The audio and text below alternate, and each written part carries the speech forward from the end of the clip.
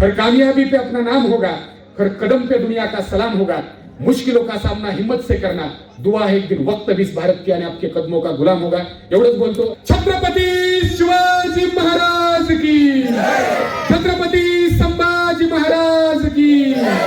बघा, देश धर्म पर मिटने वाला शेर शिवा का छावा था, महापराक्रमी परम प्रतापी एकही शंभू राजा था. तर छत्रपती संभाजी महाराजांचा आज राज्याभिषेक दिन आहे. वयाच्या 14व्या वर्षी बुधभूषण सारख्या ग्रंथ लिहिणाऱ्या त्या युवकांना दाखवून दिलं की लढाई कशा हिशोबाने लढायची असते. आणि छत्रपती संभाजी महाराजांनी आम्हाला जगायचं आणि लढायची सुद्धा शिकवण दिलेली आहे. आजचा हा सुवर्ण दिन आहे. याच 16 जानेवारीच्या दिवशी या छोट्याशा गावामधून या क्रांतीची सुरुवात झालेली आहे. वाले टिकते नाही राजा शिवछत्रपती के दरबार में. कारण ज्या माणसांना सर्वसामान्य व्यक्तीसाठी कुठल्याही अपेक्षेशिवाय काम करायचं असतं, ती माणसं स्वतःचं तन मन धन सर्व काही झोकून देऊन काम करत असतात. तुम्हा सर्वांना माहित नसेल, मात्र तुमच्या सर्वांच्या माहितीसाठी पुन्हा एकदा सांगतो, इथं बसलेल्या या व्यक्तीमुळं ज्या छत्रपती शिवाजी महाराजांनी स्वाभिमानी स्वराज्य मातीमध्ये निर्माण केलं, कवी प्रदीप त्या छत्रपती शिवाजी महाराजांबद्दल असं म्हणतात कि देखो मुल्क मराठों का यहाँ शिवाजी डौला था, मुगलों की ताकत को जिसने तलवारों पर तौला था, हर पर्वत पर आग लगी थी, हर पत्थर एक शोला था, बोली हर हर महादेव की बच्चा बच्चा बोला था, वीर शिवाजी ने रखी थी लाज हमारे शान की, इस मिट्टी से तिलक करो ये धरती है बलिदान की. त्या छत्रपती शिवाजी महाराजांच्या मातीमध्ये पदस्पर्शानं पावन झालेल्या भूमीमध्ये आज आपण सर्वजण आहोत. आणि त्याच भूमीमध्ये छत्रपती शिवाजी महाराजांना राष्ट्रमाता जिजाऊंनी स्वराज्याचं देखणं स्वप्न दाखवलं. का दाखवलं? तर माझ्या मातीचा कणा असणारा शेतकरी आणि या शेतकऱ्यावरती अन्याय होतोय, माझ्या मातीमध्ये राहणारा दीनदलित बांधवावरती अन्याय अत्याचार होतोय. आणि हा अन्याय आणि अत्याचार जर दूर करायचा असेल तर खऱ्या अर्थानं मला छत्रपती शिवाजी महाराज लोकांच्या घराकडे पाहून चालणार नाही, तर माझ्या पुत्रामध्ये मला शिवाजीची आणि स्वराज्य निर्माण करणाऱ्याची स्वप्न बघावी लागतील. या उद्देशानं राष्ट्रमाता जिजाऊंनी शिवबांना धडे दिले आणि खऱ्या अर्थानं त्या दिवसापासून क्रांतीची सुरुवात झाली. जर अन्यायाच्या विरोधात आपण रस्त्यावर उतरत नसू, जर अन्याय आपण निमूटपणे सहन करत असू, तर आपला एवढा दोषी माणूस या जगामध्ये कुठलाही असणार नाही, हे लक्षात ठेवा. आणि त्या अनुषंगानं काम करण्यासाठी एक माणूस आपल्या सर्वांचं प्रतिनिधित्व करण्यासाठी या स्टेजवरती उपोषण करण्यासाठी बसलेला आहे. याचा अर्थ आपल्या सर्व मावळ्यांनी, आपल्या सर्व नागरिकांनी बाळराजे आवारे पाटील यांना साथ देणं गरजेचं आहे.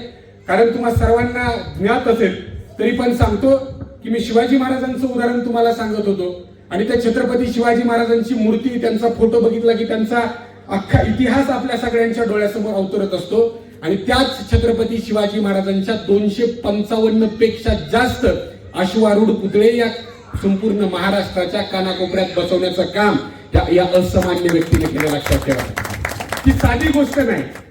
एखाद्या व्यक्तीला जर स्वतःच्या घरासाठी वेळ द्यायचं म्हणलं तर तो वेळ देणं होत नाही. हा माणूस तुमच्या आमच्यासाठी वेळ देतो.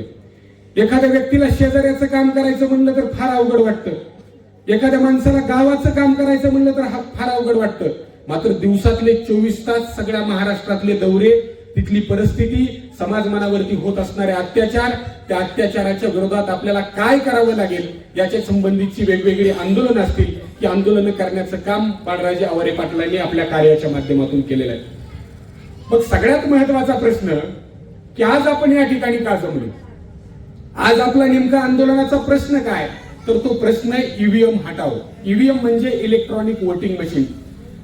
2013 पर्यंत भारताची लोकशाही ज्या दिवसापासून अस्तित्वात आली, लोकांनी लोकांसाठी, लोकांच्या कल्याणासाठी चालवली जाणारी शासन व्यवस्था म्हणजे लोकशाही. लोकशाही अस्तित्वात का आली?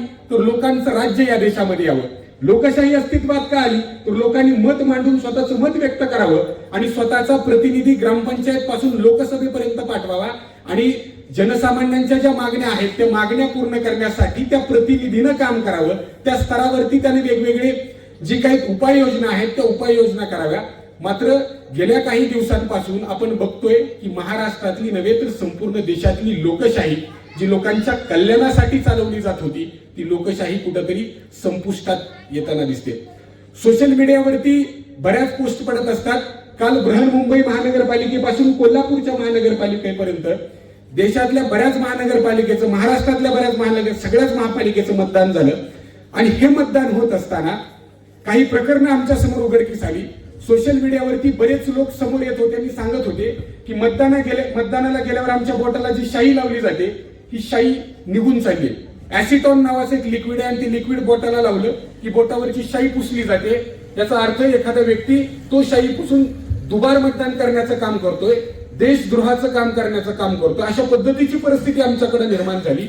आणि मग एका सुंदर लेखकाने एक पोस्ट सोशल मीडियावरती शेअर केली होती. त्यानं लोक हा शब्द लिहिला होता आणि पुढे शाई जे ती कमी अक्षरात म्हणजे अंधक अक्षरामध्ये टाकलेलं होतं. त्यानं सांगितलं ही शाई संपुष्टात आलेली नाही, ही लोकशाही संपुष्टात आलेली आहे. इतकी दयनीय परिस्थिती आज आमच्याकडे निर्माण झाली आहे. मी आता सांगत होतो की 2013 पर्यंत बॅलेट पेपरवर मतदान होत होतं. 2013 नंतर संपूर्ण भारतभरामध्ये इलेक्ट्रॉनिक वोटिंग मशीन अस्तित्वात आल्या आणि त्या दिवशीपासून ईव्हीएम वरती मतदान करायला सुरुवात झाली. आणि आम्ही त्या दिवसापासून आजच्या लागलेल्या मतदानाची जी आकडेवारी आहे, जी रिझल्ट आहे तो रिझल्ट बघतोय, जी आकडेवारी बघतोय, त्यामध्ये निवडणूक झाल्यानंतर एक एक्झिट पोल प्रसारित केला जातो. एक्झिट पोल म्हणजे काय? शक्यता. तांदळवाडी नगरीतून कोण किती मतांनी निवडून येण्याची शक्यता, ह्याला म्हणायचं शक्यता वर्तवणे. आपण अंदाज बांधत असतो, तो अंदाज बांधणे. अशा पद्धतीचे अंदाज बांधले जात आहेत. पूर्वी असं होत नव्हतं, चर्चा होत होती, पण थेट प्रक्षेपण अंदाजांचं केलं जात आहे. काल 5 वाजता निवडणुका संपल्या आणि 6 वाजता सगळ्या भारतभरातल्या टीव्हीवरती एक्झिट पोल यायला चालू झाले. इतक्या जागावरती 100 पेक्षा जास्त जागावरती बीजेपी आघाडीवरती येणार, 50 पेक्षा जास्त जागांवरती ठाकरे आघाडीवरती येणार. आणि आज आम्ही सकाळी आमचं टीव्ही चॅनल सुरू केलं, बरोबर अॅक्युरेट तेच आकडे आम्हाला समोर दिसले. 100 पेक्षा एक कमी सुद्धा नाही, 100 पेक्षा एक जास्त. आणि तुम्हाला आश्चर्य वाटायचं कारण नाही. 2013 पासून आज 2026 या 13 वर्षाच्या कालखंडामध्ये इलेक्ट्रॉनिक मीडियाने जे एक्झिट पोल दाखवले त्याच्यापेक्षा एक तरी जागा या सत्ताधारी पक्षाची जास्तच निवडून आली. मग हा निव्वळ योगायोग कसा समजायचा? एखाद्या निवडणुकीत एखाद्या पक्षाचं सरकार येतं ठीक आहे, पण प्रत्येकच निवडणुकीत प्रत्येकच ठिकाणी त्याच सरकार वारंवार येतंय आणि तीच आकडेवारी वारंवार दर्शवली जाते. हे कसं काय शक्य असू शकतं? हा विचार सर्वसामान्य प्रत्येक मतदारानं करणं गरजेचं आहे. स्टेजवरती लावलेल्या बॅनरवर 4 शब्द तुम्हाला दिसतात: न्याय, समता, सेवा आणि संधी. हे 4 शब्द तुम्ही तुमच्या मनामध्ये आठवा, परत परत आठवा आणि प्रत्येक शब्दाचा विचार करा. खरंच देशामध्ये समता जिवंत आहे? खरंच तुम्हाला न्याय मिळतोय? खरंच लोकशाही जिवंत आहे? खरंच तुम्हाला संधी मिळते? संधी तर विषयच सोडा. जोपर्यंत ह्या ईव्हीएम वरती मतदान होणार आहे, नवीन माणसाला संधी मिळायचं कामच नाही. चिन्ह ठरलेलं आहे, फक्त माणूस बदलायचं आणि त्याचाच विजय होणार हे ठरलेलं आहे. हे का होत आहे? तर तुमच्या मतांची चोरी केली जाते. जर तुम्ही एखाद्या चिन्हाला मतदान करताय तर ते मतदान तिसऱ्याकडेच जाऊन पडतंय. लढाई असावी, अस्तित्वासाठी लढाई असावी, जनतेचे प्रश्न सोडवण्यासाठी लढाई असावी, मात्र चोरीची लढाई नसावी. आम्ही कुणाची तरी चिटिंग करून इथं निवडून येतोय आणि निवडून आल्यावरती लोकांना फसवण्याचं काम करतोय, किंवा एखाद्या विशिष्ट पक्षामध्ये आम्ही निवडून येतोय आणि निवडून आल्यानंतर आम्ही वेगळ्या पक्षामध्ये जातोय. राजकारणावरती बोलायचा आपला संबंध नाही, तरी परंतु आज देशामध्ये जे चालू असलेलं चित्र आहे, हे चित्र या ठिकाणी संपूर्णपणे स्पष्ट झालंय की देशामध्ये लोकशाहीचा उगम जनतेच्या विकासासाठी झालेला होता. मात्र हीच लोकशाही आज संपुष्टात आलेली आहे आणि याच लोकशाहीची वाटचाल ही हुकुमशाहीच्या दिशेने चालू आहे. माझा सगळ्यांना एक प्रश्न आहे की जगामध्ये जी वेगवेगळे देश आहेत, या वेगवेगळ्या देशांना विकसित, विकसनशील अशा पद्धतीने संबोधलं जातं. त्या देशाची सुधारणा सर्वांगीणपणे कशा पद्धतीने आहे यावरून ती आकडेवारी ठरवली जाते. ज्या पद्धतीने एखाद्या विद्यार्थ्याला शाळेमध्ये 10वीचा पेपर दिल्यावर 70, 80, 90 त्याचा ग्रेड ए का बी ए का सी अशा पद्धतीने मार्क दिले जातात. त्याच पद्धतीनं वेगवेगळ्या देशांची गणना ही विकसनशील अशा पद्धतीने केलेली जाते. विकसित म्हणलं की महासत्ताक राष्ट्र, पूर्णपणे विकसित. रशिया आणि अमेरिका हे जगाच्या पाठीवरच्या 2 महासत्ताक राष्ट्र आहेत.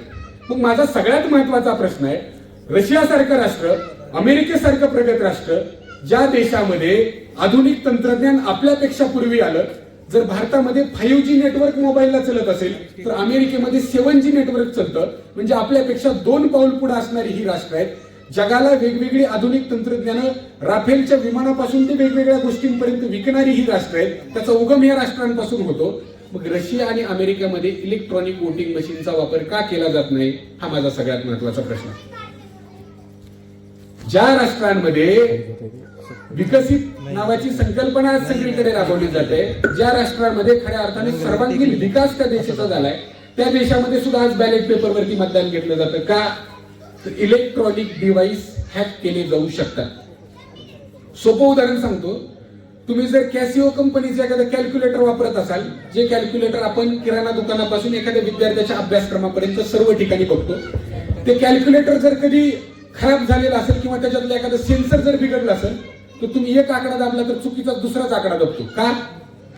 तर तो इलेक्ट्रॉनिक डिव्हाइस आहे. तो इलेक्ट्रॉनिक यंत्रणेवर चालणारी ती मशीन आहे. मशीन निर्माण कुणी केली? माणसानंच केली. जो माणूस मशीन निर्माण करू शकतो तोच माणूस मशीन हँडलिंग सुद्धा करू शकतो आणि तोच माणूस मशीन सेट सुद्धा करू शकतो. म्हणजे सेट कशी करायची? तर मुंबई महानगरपालिकेमध्ये बीजेपीला 100च्या पुढे जागा भेटणार. आकडा सेट, 100च्या पुढेच एक तरी जागा येणार. त्या मतदारसंघामध्ये एखाद्या उमेदवाराला किती मत पाडायचंय त्याचा आकडा सेट. ही कशामुळे साध्य झालं? तर इलेक्ट्रॉनिक डिव्हाइस आहे. तो डिव्हाइस माणसानं तयार केला, त्याच्यातली यंत्रणा माणूस हाताळतोय. मग काय जाते आपल्याला सेट करायला? पण ही जरी हसण्यासारखी बाब असली, ही जरी आपल्या सर्वांना विचार करायला लावणारी बाब असली, तर खऱ्या अर्थानं तुमचे आमचे जे हक्क आहे, तुमचा आम्हाला जे लोकशाहीने दिलेला अधिकार आहे, हा अधिकार आज संपुष्टात आलेला आहे आणि हा अधिकार एक दिवस संपून जाईल. देशात ज्यावेळी हुकुमशाही अस्तित्वात येईल त्यावेळी याचे परिणाम आपल्याला भोगावे लागतील. देशामध्ये ज्यावेळी हुकुमशाही अस्तित्वात येईल त्यावेळी आपल्या लक्षात येईल की हा मुद्दा खऱ्या अर्थाने खूप रास्त आहे. इलेक्ट्रॉनिक वोटिंग मशीन वरचं मतदान हे बंद केलं पाहिजे. यासाठी अनेक लोकांनी आजपर्यंत आंदोलनं करायची ठरवली. बरीच लोक मॅनेज होण्याचं त्यांनी काम केलं, त्यांनी उपोषण केलं. पण ठराविक 1-2 दिवसामध्ये ही लोक सत्ताधाऱ्यांना मॅनेज झाले. मग सगळ्यांच्याच मनात काय येत नाही. आपल्या प्रत्येकाला वाटतं की बाबा मी उपोषण करावं, मी एखाद्या ईव्हीएमच्या विरोधात आंदोलन करावं. मग बाळराजे आवारे पाटलांसारखा एखादाच व्यक्ती का समोर येऊन आंदोलन करतोय? त्यासाठी तन मन धन आणि मनातून ऊर्जा असावी लागते. त्यासाठी छत्रपतींचा सच्चा मावळा माणूस असावा लागतो. आता मनात काय येत नाही याच्या संदर्भात एक विनोदात्मक गोष्ट आहे, ती तुम्हाला मी सांगणार आहे. मालेगाव सारखा घोड्यांचा व्यापार असणारे एक शहर असतं आणि तशाच शहरामध्ये घोड्यांचा व्यापार भरलेला असतो. आता बाजार म्हणलं की ग्राहक आणि विक्रेता ह्या दोन गोष्टी आल्या. आपण कळमच्या बाजारात जातो, तिथे मेथीपासून कणसापर्यंत सगळ्या गोष्टी भेटतात. ज्या पद्धतीने विकणारी व्यापारी बसलेले असतात त्याच पद्धतीने विकत घेणारी लोक सुद्धा त्या ठिकाणी आलेले असतात. मग तसाच घोड्यांचा व्यापार समुद्राच्या काठावरती भरलेला असतो आणि हा बाजार भरलेला असताना एक ग्राहक फार हुशार असतो. तो बाजारात फिरण्यासाठी घोडा विकत घेण्यासाठी आलेला असतो. सगळीकडे फिरतो आणि त्याला एक ठिकाणी पांढरा शुभ्र घोडा दिसतो. घोडा दिसल्याबरोबर तो ग्राहक त्याच ठिकाणी थांबतो. शेजारी घोड्याचा मालक उभा आहे. मालकाला विचारतो की तुमच्या घोड्याची किंमत किती आहे? त्यावेळी तो मालक सांगतो की माझ्या घोड्याची किंमत 5 कोटी रुपये. आता 5 कोटी रुपये म्हणल्यावर आमच्या भाटशिरपुऱ्याचा, तांदळवाडीचा, कळमचा, हाशेगावचा सगळ्याच्याच मनामध्ये प्रश्न पडेल की अशी काय खास बात आहे या घोड्यामध्ये की त्याची किंमत 5 कोटी रुपये. आश्चर्यचकित करण्यासारखी गोष्ट आहे. मग तसाच प्रश्न तो घोडा विकत घेण्यासाठी आलेल्या एका ग्राहकाच्या सुद्धा मनामध्ये पडला की अशी काय खास बात आहे या घोड्यामध्ये की त्याची किंमत 5 कोटी रुपये. आणि तो थांबला नाही, तर तो प्रश्न थेट त्या व्यापाऱ्याला विचारला की तुमच्या घोड्याची अशी काय खासियत आहे की त्याची किंमत तुम्ही 5 कोटी रुपये सांगतात? मग तो व्यापारी थोडा वेळ थांबला आणि त्याने एका क्षणार्धात उत्तर दिलं. त्यांनी सांगितलं की या घोड्याच्या मनामध्ये आला तर गल्लीपासून दिल्लीपर्यंतचं अंतर अवघ्या काही तासांमध्ये हा घोडा पार करू शकतो. या घोड्याच्या मनामध्ये आला तर समुद्राच्या उसळत्या लाटेवरती हा घोडा पोहू शकतो. एवढंच काय म्हणला, या घोड्याची सगळ्यात महत्वाची खासियत काय? या घोड्याच्या मनामध्ये आलं अशक्य त्या गोष्टी शक्य करण्याची ताकद या घोड्यामध्ये. तुमच्या मनातली एखादी इच्छा जर तुम्ही या घोड्याच्या कानामध्ये व्यक्त केली तर तो तुमचं स्वप्न दुसऱ्या दिवशी हा घोडा पूर्ण करू शकतो. मग ग्राहक पण हुशार होता व्यापाऱ्यापेक्षा. ग्राहकानं तिसरा प्रश्न विचारला की म्हणला किंमत विचारली ठीक आहे, खासियत विचारली ठीक आहे, मग एवढ्या गोष्टी सगळ्या व्यवस्थित आहेत, तुमचा घोडा एवढा खास आहे, माझा महत्वाचा प्रश्न आहे की आतापर्यंत तुमचा घोडा विकला का गेला नाही? त्यावेळी त्यानं दिलेलं उत्तर अत्यंत मार्मिक होतं, तुमच्या आमच्या मनाला विचार करायला भाग पाडणार होतं. तो व्यापारी म्हणला सगळं खरंय, महत्वाचा मुद्दाच आहे की या घोड्याच्या मनातच काही येत नाही. अशी परिस्थिती ह्या सगळ्या आंदोलकांची असते. त्यामुळं आंदोलन करणारा व्यक्ती हा धाडसी असावा लागतो. आंदोलन करणाऱ्याच्या व्यक्तीमध्ये जनसामान्यांच्या प्रति तळमळ असावी लागते. आंदोलन करणाऱ्या व्यक्तीच्या मनामध्ये सामान्य व्यक्तीच्या प्रति भावना असाव्या लागतात. आंदोलन करणाऱ्या व्यक्तीच्या मनामध्ये दातृत्व असावं लागतं. आंदोलन करणाऱ्या व्यक्तीला समाजातले प्रश्न समजावे लागतात आणि त्या प्रश्नाला उत्तर शोधण्यासाठी आम्हाला कुठं पाऊल टाकणं गरजेचं आहे यासाठी प्रयत्न करणारे आपल्या सर्वांचे, खऱ्या अर्थानं आपल्या सर्वांचं नेतृत्व करताना आज बाळराजे आवारे पाटील स्टेजवरती बसलेत. त्यांना छत्रपतींप्रमाणेच माझा बाळराजे आवारे पाटलांना खरंच मानाचा मुजरा आहे. म्हणूनच जाण्यापूर्वी त्यांना शुभेच्छा देताना आणि त्यांच्या या प्रामाणिक कार्याला शुभेच्छा देताना एवढंच सांगतो, हर कामयाबी पे अपना नाम होगा, हर कदम पे दुनिया का सलाम होगा, मुश्किलों का सामना हिम्मत से करना, दुआ है एक दिन वक्त भी इस भारत की आणि आपके कदमों का गुलाम होगा. एवढंच बोलतो आणि आपण सर्वांनी जोरदार घोषणा देऊन त्यांना पाठबळ देऊया, एकीची ताकद त्यांना दाखवून देऊया. बोला, छत्रपती शिवाजी महाराज की, छत्रपती संभाजी महाराज की.